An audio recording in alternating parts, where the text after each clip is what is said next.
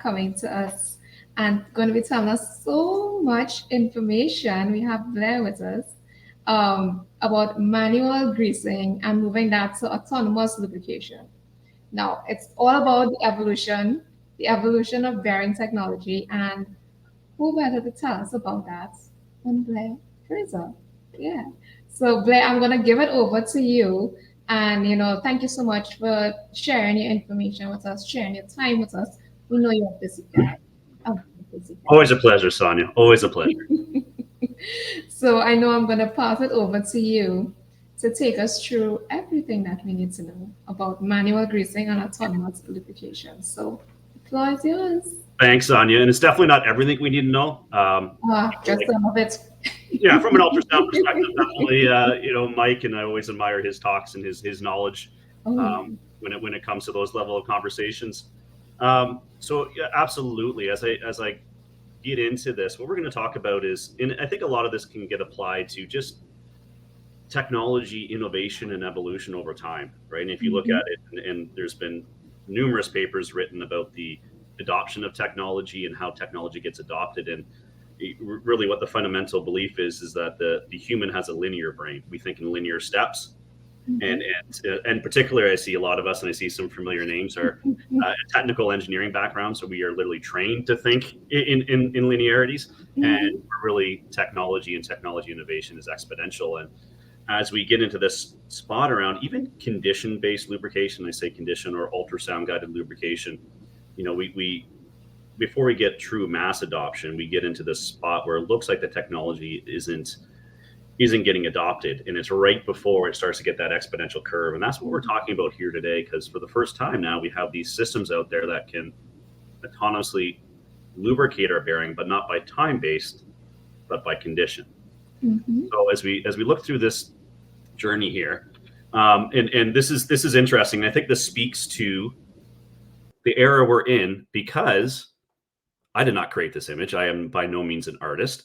I used generative AI to create this image, and I had a conversation with it saying I wanted to create an evolution of lubrication, and it came back with this weird picture I couldn't explain. But then I started giving it more information, and I said I want to show the same person. So if you look at this person's face, they should be similar. One's got a pretty wicked beard, being in the caveman era, but is that evolution of bearing lubrication really?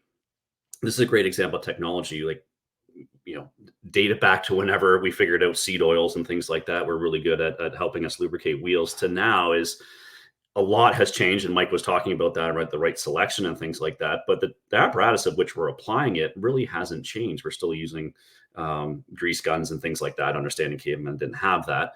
But really, that's a great example of this evolution over time. And this is a great example of where that exponential curve is going to come in from a lubrication point of view.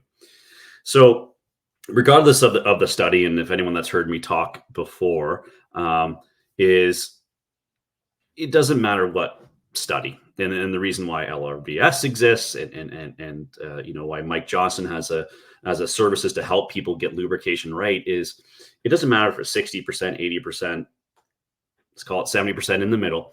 Is we all understand now, and it's been proven time and time again, that lubrication, and particularly what I'm talking about is rolling element bearings, is the primary cause of premature bearing failure. And I truly believe it doesn't matter what the percentage is. It's really that it is the number one contributor to bearings failing prematurely.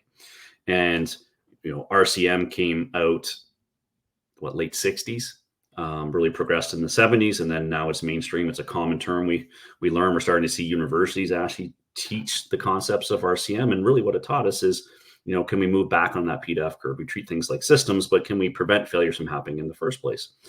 And that's really what we're trying to do here with autonomous condition-based lubrication. And when you look at these studies, now this is just one study for reference. I'm sure Mike and the team would agree with these findings, not necessarily the exact percentages, but really what we're looking at is, it's not just the right grease, it's contaminant free, it's getting there at the right time. And traditionally, as we look through this evolution, we have built technology to address one or two of the failure modes or failure mechanisms within the premature bearing failure, but we never created technology that addressed all four. And is likely why, still to this date, we have challenges. We have plants, facilities that are still experiencing premature bearing failure, even though they have put the latest technology in. It's because it wasn't addressing everything. And really, when we look at the evolution of bearing technology, of the evolution from going around with the manual grease gun to where we are today with autonomous remote condition-based lubrication, is addressing all four of these failure modes in one solution. So as we look towards this, and again, this is the evolution in Blair's eyes. It's not chronologically correct. There is some challenges to go through here, but I think you're going to start to see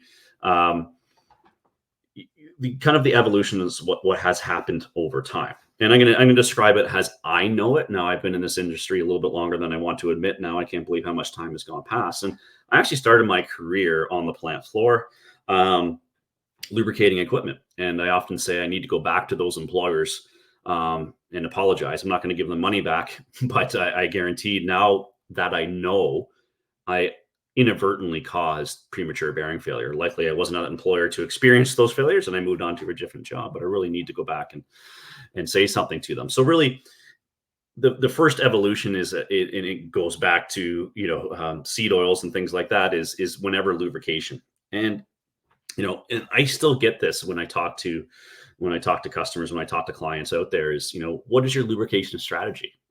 Well, I lubricate when I get to it, right? And what's the old saying? If a little bit is good, a lot is better. So we still have something. We still have a lot of facilities using whenever lubrication, and I would put whenever lubrication and OEM lubrication kind of in that same bucket. I think OEMs are getting better with the help of people I see on this call to understand that context matters. That if you put a piece of equipment, I'm in Canada in the winter, although it's abnormally warm here, or we give it to Sonia in Trinidad, there's going to be different lubrication needs that have to happen. So we still have whenever, whatever lubrication. But we started looking towards getting more scientific, which I think is great, which all these steps helped in the evolution of this technology and the adoption of this technology. So we get to root-based lubrication. And really what we got good at is very smart people created some formulas to help us determine when and how much, that re-greasing frequency. So we got a calculator, we got a calendar, and we got a grease gun, and we got a human. We got a human going out there and squeezing grease. Some good, some bad, right? Along with that. And I'm going to go into some of the challenges we face and how we eliminate that with technology from route-based. And then we moved up to condition-based lubrication. UE Systems celebrated our 50 years. We've been in condition-based or what is known as ultrasound-based lubrication, where we're looking at the condition measured by the friction. So ultrasound measures the friction in the bearing. Now, and the reason I put friction in brackets on that slide is I have met people and I said, what kind of strategy are you using for lubrication? And I said, we're using condition-based. I said, that's great. Are you using ultrasound? Maybe using vibration, particularly in peak view or delta jerk and things like that. That's progressing. And they said, no. I said, well, what kind of condition? They said, well, I use the field condition. I said, oh, gosh, this is a great technology. I need to explore. So what is this field? Where do I get some research on this? And they said, well, what I do, Blair, is I get my grease gun, which undoubtedly is, thousands of PSI.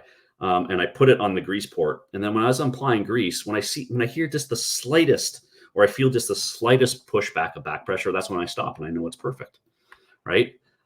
So there is different concepts around condition-based lubrication. And obviously we know the power of these grease guns, specifically as, I understand this, and I don't want to take this the wrong way, but as we get maybe a little more complacent, there's powered grease guns now, which definitely has an applications on some assets when you're purging and stuff like that. But if you have a 50 horsepower motor and you have to put a battery into your grease gun, I would question that. So there is different types of condition-based lubrication. So as I use it throughout this conversation, keep in mind I'm thinking about or using condition-based synonymous with ultrasound-based lubrication. And then 3 and 4 really came out at the same time. It is a race to figure out which one came out first. And to be honest, it's not worth our effort to figure out which actually one was patented first and things like that, because it doesn't matter. But we do have these automatic lubrications. They can be single point lubricators. They can be lubrication distribution systems with progressive blocks in them. But they are out there, and they're out there plentiful, right? And they actually combined number 2 and number 4 together. So instead of having to go out there with the grease gun, we have these single point lubricators that are out there applying grease on a set schedule. Now, if you got the schedule right in the first place, that doesn't change because of operating variables, then you can be in the ballpark. But anybody that's listening to this, I'm sure you have been on or you've used these, and it may be a love-hate relationship. Well, they're out there, but I still have to do a PM, a preventative maintenance task based on the calendar to check to make sure the lubricator is actually working and it has grease, the battery's there, hasn't fallen off, those type of things. So it is a love-hate. And as I said, 3 and 4 really came out together. As we shift to autonomous condition-based lubrication, it's really combining 3 and 4 together to make a solution that addresses those 4 failure modes of that premature bearing failure. So we're really combining technology that existed into one solution. So some of you have seen this, and I think this is a great example of where we have evolved, where we've put a lot of science research into getting us better results with our bearing regreasing. And this is an example of a calculation, which I think is fantastic and likely better. It's definitely better than whenever lubrication, 100% hands down. If that's going to be your journey, then head down towards that, put some kind of reasoning behind it. The reason I'm bringing this up is as you look at this calculator, now there are many calculators that are out there, is in particularly, if you look at the right-hand side, the correction factors is as we become more variable with our operations, with our facilities. Tell me a facility that doesn't have to change something on a regular basis. And that can be just because of where you're located. An example I'm going to give, if you have a rooftop exhaust fan, here where I am and just outside of Toronto, our winters are very different than our summers. And look at that temperature. Housing, just the housing. I'm assuming just picture a pillow block bearing on the roof of a building in our Canadian winters. Yeah, it's pretty cold. In our summers, believe it or not, it gets pretty darn hot, right? So that factor would have to change. How often are we recalculating these type of intervals based on those type of parameters? And if you start to look at here, moisture is a thing that varies. Maybe not because of our process, but because of the environment, right? And I think this is where OEM frequencies and things like that can really get challenged because they don't know where we put their equipment and how we treat their equipment. So while this gives us a good reflection point on where we're at with our lubrication, sometimes it can lead us down a path that is not ideal. It ends up calculating regrease quantities and regrease frequencies based on what we think, not what is actual. And one of the big ones we're seeing, and this comes from 11 years in the automation space, looking at control valves and things like that, is a lot of plants are becoming variable in terms of their processes, and they're moving away from control valves, putting VFDs. We're seeing more and more VFDs or VSDs being put in to control the speed of these motors. So what happens when you're N? That if you look at the N here, that is a pretty important calculation on the denominator side. So if you have an asset, and we've seen assets go from 10% speed and 90% speed in one day, how does that affect this calculation? So this is just an example that I put together prior to this, just to give you an example, using that calculator. The only thing I changed, and I picked a pretty common bearing, the only thing I changed was the humidity. And right now, I believe it's 80 degrees plus in Texas right now. So they may actually be getting some humidity in February. So what if that moisture was to change from, less than 80 to 80 to 90? We would go to 79 to 81. What would that do? So what's interesting, if you look at this calculator, is the volume at 40, let's call it 41 grams. And there's another concern. Would you actually be able to put 0.85 grams into a bearing? I'm going to guess you're going to get to 40 or 41. But that interval went from 6 months to 4 months because of one slight change, right? And obviously there's no operating context. This is a hypothetical situation, but you can see the variability that's going to happen. So while we got good at a calculator, we got good at walking around with the grease gun, they're still subject to change around the variability in the way we operate, maintain, and where we place our assets. So definitely a challenge from that point. So we tried to solve this. Okay, we don't have, and particularly, and as we were trying to develop this next evolution of technology, we met with hundreds of customers and asked, hey, what do you like about single point lubricators or distribution systems? What do you don't like? And really, I got two answers. One is I've used them. You can go grab them. They're out in the garbage bin. Or two, we use them because it's the lesser of two evils.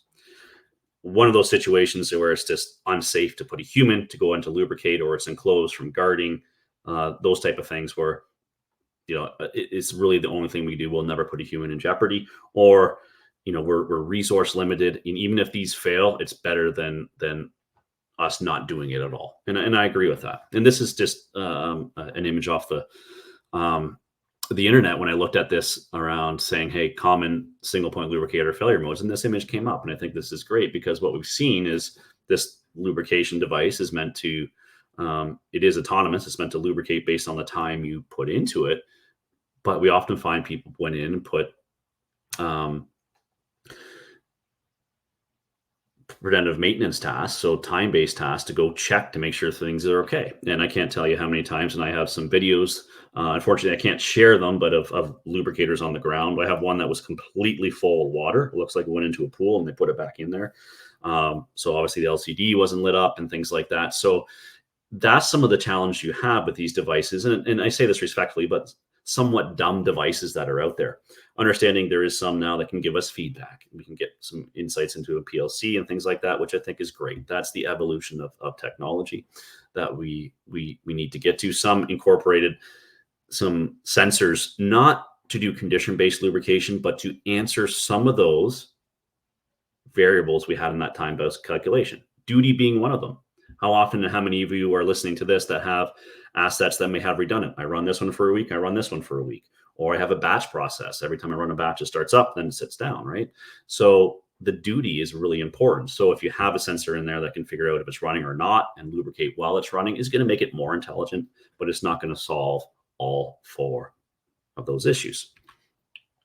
So we move to condition-based lubrication, and it becomes very simple. The technology behind the scenes of how we measure the friction, how we measure ultrasound, how we get that decibel level reading is sophisticated, but really from how we use the measurement becomes very, very simple. From this aspect, what we do is we measure the bearing friction. The ultrasound is proportional to the friction in the bearing. Corresponding increase in that decibel, that friction level, indicates the first sign is it needs lubrication. The second sign is it's beyond a lubrication failure mode, and the third sign is it's walking beside you down the hallway. So I'm gonna, and understanding this is a lubrication focused group that we're talking about here, so I'm not gonna try to butcher the Strybeck curve, but it is important to look at this as we look at the Strybeck curve, and really where we're looking at, and understanding this is a rolling element bearing versus a journal bearing. So we're going to be a little more aggressive towards the mixed domain versus the hydrodynamic domain. But really, if you look at that friction over a course of a rolling element bearing, is in the first regime, we have the boundary, we have metal to metal contact, right? That's the highest level of friction we can get into a bearing. In fact, when a bearing fails completely and the rolling elements fall out, there's actually no friction. And then now the shaft might be banging. So it's kind of interesting that way. As we start to add grease, we start to reduce that friction. As we start to over grease it, because we're getting that hydrodynamic, we're overfilling, those rolling elements have to push against the existing grease that's in there, creating friction. We start to go up. So with this technology, we can start to look at not just under grease, but over grease as well. And essentially what we're able to do with this technology and autonomous condition-based lubrication is really play a game of where we are at. We've gamified that Strybeck curve. I'm going to play a video, and this gives you an idea of condition-based lubrication, but doing it manually. And even with this technology, there are things that can be are not ideal from the best practice. So what we're going to do is, this is our Ultra Probe 15,000. It's actually our later model. The gentleman behind there is applying grease. Don't know this asset, don't know the context of it. But as you look towards this, you can see the starting friction of this bearing is around 57 decibels. So grease is getting applied. One thing, and I think it was Mike that might have mentioned it, is over-greasing is not just too much grease. The rate at which you apply grease is also very, very important. every time I watch this, I get a little bit nervous about I don't know the context of this, but there's a lot of grease going in a small amount of time. So if you look at that decibel level, it dropped down to 42, 43. That's what we call the aha moment. We went down that Strybeck curve as we added grease. I feel like I should yell, stop, stop to this person every time I see this video. I'm just going to make myself feel better saying they did this for educational purposes, but I don't know if that was true. So as you see, he still applied some grease, and that we started going back to the right side of that Strybeck curve. So even with condition-based lubrication, there's still a human in the loop part of it. As we look at what does an autonomous lubrication system look like, well, we need a lubricator. We need a lubricator to put grease into the bearing, right? That takes the human out of loop. No longer do we have to go out there and squeeze a grease gun. Not saying this applies to every bearing in your facility, but that's really what we're looking at is, we need a lubricator that can, when called for, has the smarts, so it can tell us its grease level, can tell us if there's back pressure building up in the bearing itself. If you mount this 20 feet away and use grease line to bring it in, is there any blockages? Those are the things we need to give us that trust back into these systems. And then we need a sensor. We need a sensor to measure that friction level, and also look at it from another point of view is other failure modes that may happen other than lubrication. And we need a place to bring that data to and look to it. And we need a way to get that data digested from site into the cloud. That's the technology evolution we're talking about, replacing a person and a calendar and a calculator with this. So as we look what's happening here, as that bearing is rotating, it starts to need grease. We're exaggerating this with, with the bearing looking like it's red hot, but there is ISO limits. It's not like we're picking a spot on a dartboard saying, I think it needs grease around this point. There are some changes that we need if based on operating context, if it's on, off, or very, very slow speed, less than 100 RPM, we will customize those alerts. But really what it's going to do is apply grease automatically on our behalf, very, very slowly. So if you saw the video previously, the gentleman was adding grease. In my opinion, no, I don't know the context of this bearing, a little bit aggressively, but understanding if you have to lubricate 50 bearings in that shift, right, you're going to want to move it through pretty quickly. And with an autonomous condition-based lubrication system, we need to look at the methodology of how it's applying grease, how it's measuring that friction while grease is getting applied, so we know if it needs to continue greasing and things like that. So this is an example of that friction level going up, lubrication being added, and that friction going down. And I'm not going to get into what that yellow line behind it, but it does matter as well, because it gives us a lot of confidence that grease is hitting the bearing and things like that. So that's really what we're looking for. Can you imagine where you have your important essential and critical assets being monitored by a grease expert 24/7. It's looking for that. It's looking, say, hey, you need grease. It could be the middle of the night, but I just greased 2 days ago. Well, you actually have a defect, so you need more grease more frequently. The system is going to do that for you and apply grease. So what does success look like? And this is our older platform, but we've had autonomous condition-based lubrication out for we're getting 3 years now. And, one of the things about technology and the evolution is being able to learn. We've seen good bearings being lubricated. We've seen bad bearings being lubricated. We've seen bearings with defects being lubricated. And specifically after the pandemic, I'm not sure what drove this. The number of counterfeit bearings, particularly outside of North America, is staggering.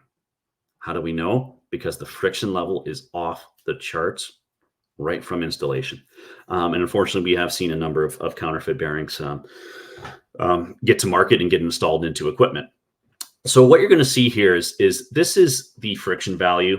That green line here is the baseline. This is ideal friction. It's not necessarily the bottom of the Strybeck curve. We do go a little bit to the right, just facing the hydrodynamic, but not quite that far over. And what you're seeing here is that friction level rise. So why is it so choppy? Because the bearings are choppy. It doesn't, even the healthiest bearing, you're going to have peaks and valleys within your friction, but very minimal point of view. So this is a great example of that friction level going up. This blue line is when it needs lubrication. How simple is that? System kicks in, starts to lubricate. what we start to see is that friction level drop. Just like we saw that gentleman apply and that ultra probe start to show that friction level drop, this does it automatically. What we can see here is, now when I took the screenshot, it was 4 days ago, and it used 9 cc's of grease. The baseline right here is 11 decibels. That's where we want to keep this as much as we can, right? The starting friction was 22. And if you know ultrasound, you'll know 6 decibels is around doubling the friction. It's not a linear relationship. It's exponential from that perspective. So we dropped it from 22 down to 12.6 decibels, all automatically. So it slowly applied grease as that was dropping, hit the bottom and kept there. So one thing you can see here is, yes, it lubricated, but also keeping that knowledge. And I think that's where, without data, if you don't measure, you can't improve. You can't improve what you don't measure. Can we get some of that information? Can I look at this bearing? How much grease am I using? Can I predict how much grease I'm going to use? So absolutely. So use 9 cc, so around 9 grams of grease, which is very minimal. As we look for it, and what we've seen is we have learned so much we're over 50,000 data points, thousands of sensors out there streaming friction, lubricating autonomously out there. And, we've seen things, and this was an example done in a lab where we started to see this micro explosions happening within a bearing. And we applied, with a grease gun in this case, just a little bit of grease just to see what would happen. And we noticed right away that it went nice and quiet. So as we're still building on this technology, we're taking from that 50 billion data points and learning to see, can we further optimize? Can we predict when lubrication is required, and we can fully optimize the lubrication schedule? Now, some of you may have slow moving bearings, and this has always been a challenge, particularly with even condition monitoring, because slow moving bearings, vibration is a pitfall from slow moving. And I traditionally understand slow moving, has to do with the pitch and things like that, not just the speed, but generally we like to think about around 100 RPMs or less. You need to look at a new approach into the lubrication. So this was a great case study of 1.8 RPM. Do not go to a bagel factory when you're hungry. It smells so delicious. And so bagels are coming through and they're getting baked. 1.8 RPM bearing. It's one of the ones you have to put a chalk line on to make sure, is this thing still moving? And you can see even at that slow speed, with the sensitivity of the sensor, you can see a drop when grease was added, 0.3 cc's. Right? That's typically what you wipe off the end of a grease gun. That's a small amount of grease made that much impact to the friction trend. So what I'll do is I want to save some time for questions. You're welcome to reach out to me directly. Here's our email twice. Our website is uesystems.com. If you have any questions, I'm happy to answer any here, Sonia, or you can pass along my information. Oh yeah, definitely. And I agree, it's never a good idea to go into a food factory when you're hungry, especially when you're doing any sort of condition monitoring, or you can change your job to quality assurance there and just say, what, I'm here for quality assurance. That's right. Let me just test it. So we had one question coming from Peter, and Peter's asking about those micro explosions and if those were asperity contact events. So the answer is yes, and there's actually a research paper done behind it. I don't own the paper; we supplied the technology, and obviously it's leading into something great. I'm going to talk to the author of that, and Peter, if he is willing to, I'll get you in touch and answer that questions, because it's over my head from that aspect of it. But short answer is yes. Okay, good. I like that answer, because a lot of times we see the guys with the grease gun and they're going around and they're like, yes, let's do more grease, but I'm so glad that you highlighted the repercussions of that, and that's something that we can all learn from the what's going on right now. I know Dr. Gary is asking a question. Have you correlated your friction observations to torque and power consumption? Gary, if this wasn't virtual, I'd hug you or at least shake your hand from that perspective. So what I can say with a high level of confidence is yes, it is something we're doing through research. And yes, there is very small, obviously, because what we're measuring from a lubrication point of view is a very, very small change in friction. And of course, if you look at a motor, power factor, kilowatt, very variable. But the answer is, have we correlated it? No. Are we correlating it? Yes. Uh, it's all in the works, Gary. All in the works. All in the works. Because I know, in terms of we're always going back to that baseline. Okay, what is it that was the problem that we're trying to solve? Friction at the end of the day. So we go back to that. I love the fact that you're bringing this stride back curve. I love the stride back curve. That's right. But I love that you were able to bring that to the audience and to help them to understand that. And I know Mike Johnson is, chiming in there that, this innovation will deliver the promise, the very good promise Yeah, of true condition-based monitoring, true absolutely. condition lubrication. And Because nobody likes that. Nobody likes that 12 a.m. call, 12 midnight call. Nobody likes that. Say your bearings are down or something is going on. So I love that we get to explore that. And I know, Ahmed is also asking that all of these monitoring seems to be about greases. And what about the lubricants? Well, that is more on the oil analysis side. So let's give there this one for the grease section because I know they're handling that part right now. But the lubricants, that's another LRVS, Ahmed. that's Another great. LRVS. Definitely. So I know we are just one minute over time. Oh, we have one more question coming in. Um, from Praveen, he is asking if you have any data that can correlate um, remaining useful life extending for bearings with condition-based lubrication. Yeah, and quite a bit, and that's something we're compiling over time. Mhm. Absolutely. Now, where I thought you were going was predicting the remaining useful life using AI, which is a separate conversation, which I can answer. But data to support that using condition-based lubrication will extend bearing life or get to the L10 life. Absolutely, we have a number of case studies of doing that. The proposition that we really see and the value is threefold. One is you will see a reduction. If you weren't lubricating at all, you probably and you start using grease, you will use more grease. But for 99%, we're talking about a reduction of grease being consumed, and um, the frequency may increase, but the quantity is going to be less. Two is that remaining useful life of getting your bearings to prevent downtime to get its design life. The third and often most valuable is the resource time that people get back, so they don't have to go out there and manually lubricate. You don't have to get a work order. Well, you still may have to get work orders, but you don't have to get the right grease gun. The ability to cross-contaminate grease. Oops, I put that wrong grease in is eliminated. So that resource time is something we didn't realize is probably the biggest driver. Mhm, definitely. And one more question from Praveen before we close off. Is it a wireless system with lubrication data hosted on UE Insights Yeah, Cloud? and that's a very product related question. But the answer is yes. We've redesigned UE Insights, and if anyone wants to see data, we have live data coming in that we can share a dashboard. You can't lubricate, obviously, from that perspective, but it is that lubrication data coming in, and of course, designed to get that data out. And like we don't want to be, and I don't think anyone in the space should own all the data, so we designed it to get data out into other systems as well.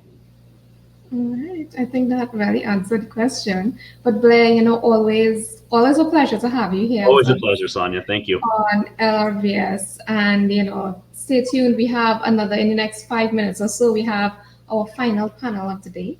And they'll be talking all about turnarounds. So, that's not one to be missed. So we will be seeing you soon, Blair. And thank you all so much for tuning in. You all get a 5-minute break. Yeah. See you soon. Bye.